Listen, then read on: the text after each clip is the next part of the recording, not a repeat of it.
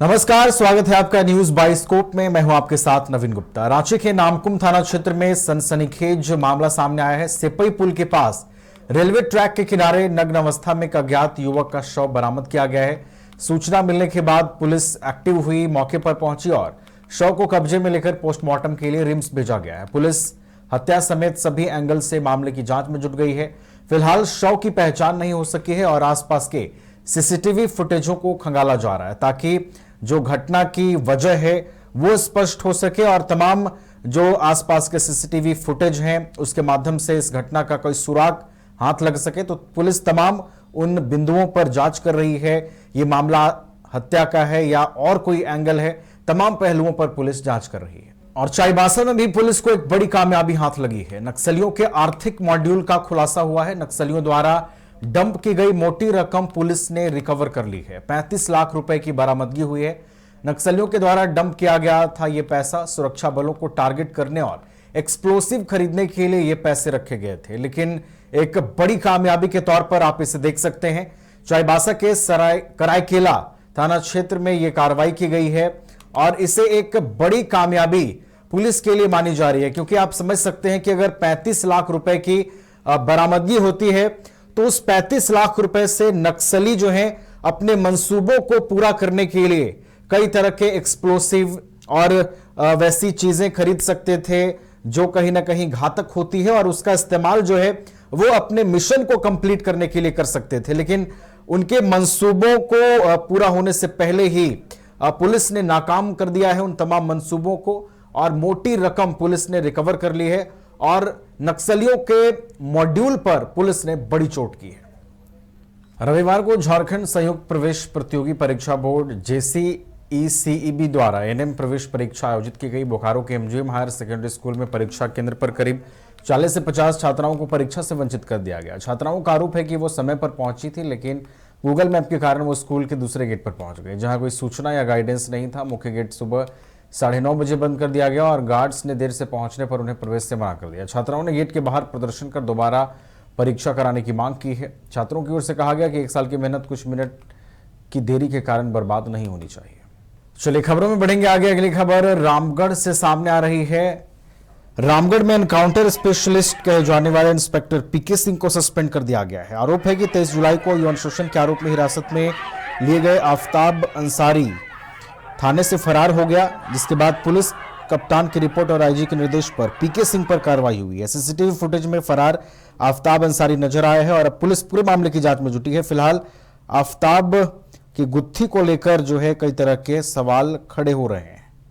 बरकट्ठा पंचायत भवन बेलकपी में JPSC परीक्षा 2025 में 35वां रैंक प्राप्त करने वाली अंशिका कुमारी को सम्मानित किया गया। इस अवसर पर पंचायत की मुखिया ललिता देवी, समाजसेवी धीरेन्द्र पांडे ने अंशिका कुमारी को शॉल ओढ़ाकर और बुके देकर सम्मानित किया। समाजसेवी धीरेन्द्र पांडे ने कहा कि अंशिका ने जो करके दिखाया है वो हमारे क्षेत्र के लिए गौरव की बात है।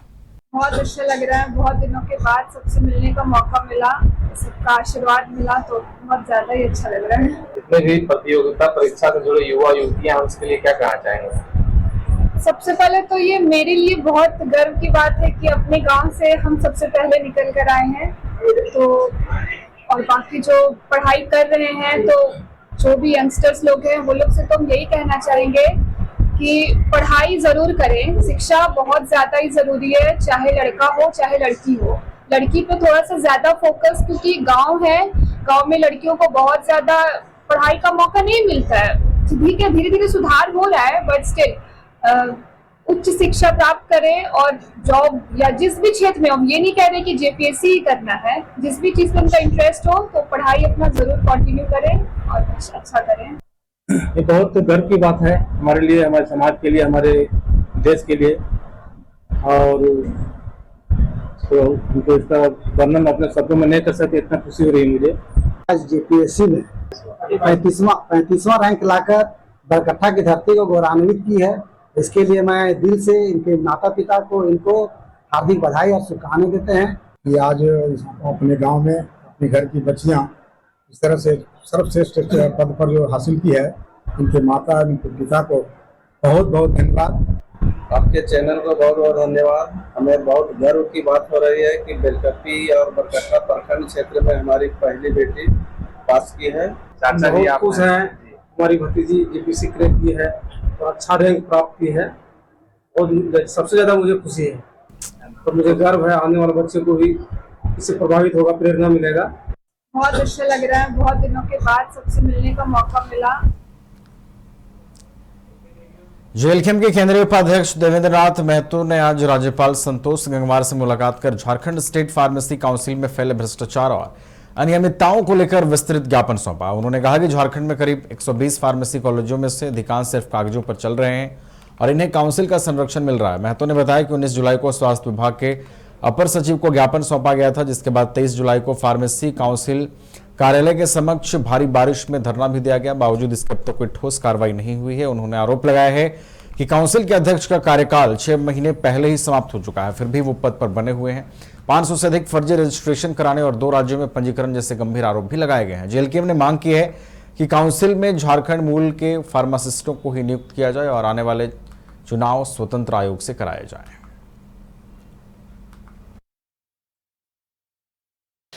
देखिए, आज महामहिम राज्यपाल जी के शरण पे आज जाना इसलिए पड़ा, जैसा कि आप जान रहे हैं कि झारखंड प्रदेश में चाहे कोई भी विभाग हो, हर विभाग में अनियमितता, भ्रष्टाचार व्याप्त है। तो इसी कड़ी पे झारखंड स्टेट फार्मेसी काउंसिल में जो व्याप्त भ्रष्टाचार और अनियमितता से जो संचालित हो रहा है, जिस काउंसिल के अंतर्गत झारखंड प्रदेश में कुल 120 कॉलेज हैं और सभी कॉलेज मिलाकर के लगभग 7,200 स्टूडेंट का प्रतिवर्ष प्रत्येक सेशन में एडमिशन होता है और प्रत्येक छात्रों का परीक्षा का संचालन, कोर्स का संचालन, रजिस्ट्रेशन को लेकर के 2 संस्था का गठन किया है राज्य सरकार। एक झारखंड राज्य फार्मेसी काउंसिल और दूसरा फार्मेसी परीक्षा संचालन समिति। दोनों अलग अलग संस्था है, अलग अलग काम है, लेकिन दोनों संस्थाओं का पावर एक ही व्यक्ति लेकर के जो है कि वहाँ अनियमितता, व्याप्त भ्रष्टाचार से संचालित किया जा रहा है। अवगत कराया कि जब वर्तमान काउंसिल में जो रजिस्ट्रार साहब हैं, जिसको 13 अक्टूबर 2024 को विधानसभा चुनाव आचार संहिता से महज 8 घंटा पहले रात्रि 8 बजे उनको औपबंधिक रूप से 6 महीना के लिए नियुक्त किया गया था, जो एक गैर सरकारी फार्मासिस्ट हैं।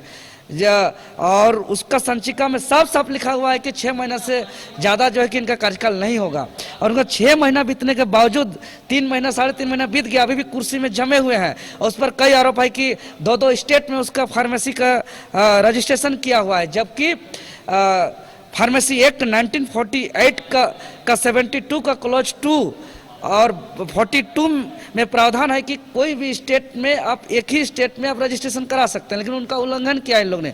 500 फार्मासिस्टों का रजिस्ट्रेशन किए, वो भी बताया जा रहा है कि आरोप है कि उसमें भी सही दस्तावेज से नहीं कराए हैं। इतना आरोप लगा हुआ है। इसीलिए हमने मांग किया है कि उसके पूरा कार्यकाल का जांच किया जाए एसआईटी कमेटी गठित करके, और साथ ही साथ जितना भी काउंसिल के मेंबर हैं जो इलेक्टेड से हैं, जो इलेक्शन से आए हैं, उसका इलेक्शन प्रोसेस को भी जांच किया जाए विशेष कमेटी गठित करके, क्योंकि पत्राचार के माध्यम से इलेक्शन हो।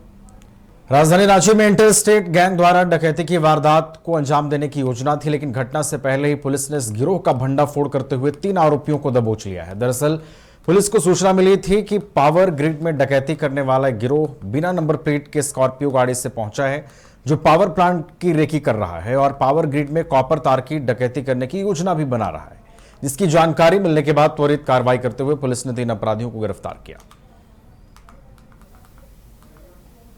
ये पहला है क्या कि इसका एक बड़ा ही ऑर्गेनाइज्ड गैंग है, जो दुर्गापुर थाना के अंदर में वारिया माना फाड़ी है, उसके ये लोग गैंग है। और वहाँ पर बहुत सारे लोग हैं जो इस तरह के क्राइम करते हैं।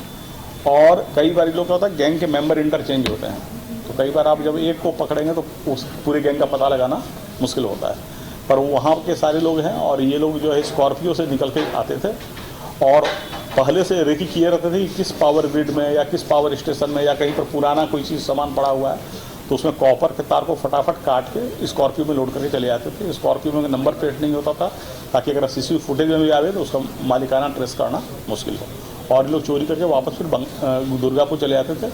और उसी एरिया का इनका रिसीवर है, जिसके बारे में हम लोग को पता चला है, हम लोग उसके लिए गिरफ्तारी के लिए रेड कर रहे हैं। ये पहला है क्या कि इसका एक बड़ा ही।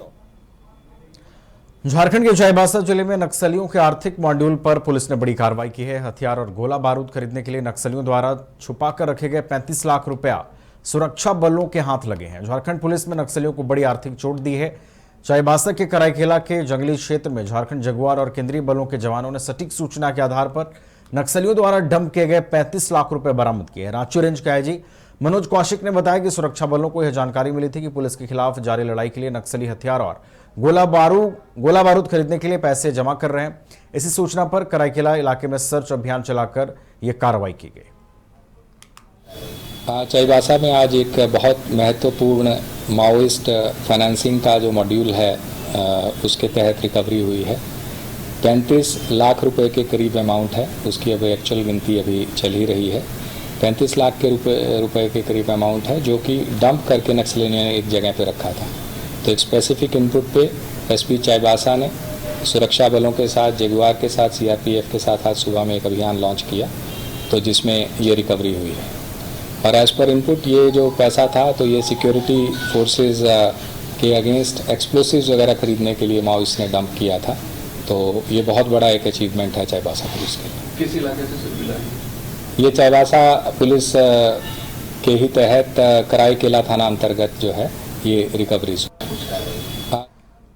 सरायकेला के आदित्यपुर औद्योगिक क्षेत्र से सटे हथियाडे स्थित Sony auto and allied industrial limited unit 3 में कार्यरत अकुशल और अस्थायी मजदूर सर्वेसर महतो की बीमारी से मौत मामले को लेकर 2 दिनों तक चले विरोध प्रदर्शन के बाद प्रशासनिक वार्ता के बाद परिजन को स्थायी नौकरी और 1 लाख सहायता राशि दिए जाने पर सहमति बनी। हालांकि कंपनी की ओर से सहानुभूति राशि और नौकरी के अलावा अन्य किसी वित्तीय सहायता की घोषणा नहीं की गई है। प्रदर्शन के बाद माहौल शांत हुआ और परिजनों ने शव का अंतिम संस्कार किया। माहौल उस वक्त तनावपूर्ण हो गया जब परिजनों ने शव को कंपनी गेट के बाहर रखकर विरोध प्रदर्शन शुरू कर दिया था। परिजनों का आरोप था कि सर्वेश्वर की तबीयत खराब होने के बावजूद कंपनी प्रबंधन ने न तो कोई चिकित्सकीय सुविधा दी और न ही समय पर अस्पताल पहुंचने की व्यवस्था की, जिससे उसकी मौत हो गई है। हालांकि अब मामले को लेकर सहमति बन गई है।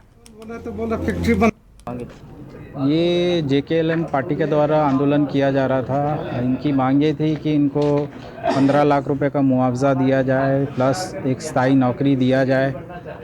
तो जबकि ये कंपनी प्रीमाइसेस के अंदर में एक्सीडेंट नहीं हुआ, ये नेचुरल डेथ था, बट फिर भी कंपनी सहानुभूति रखती है। और ये हमारा ठेका मजदूर था।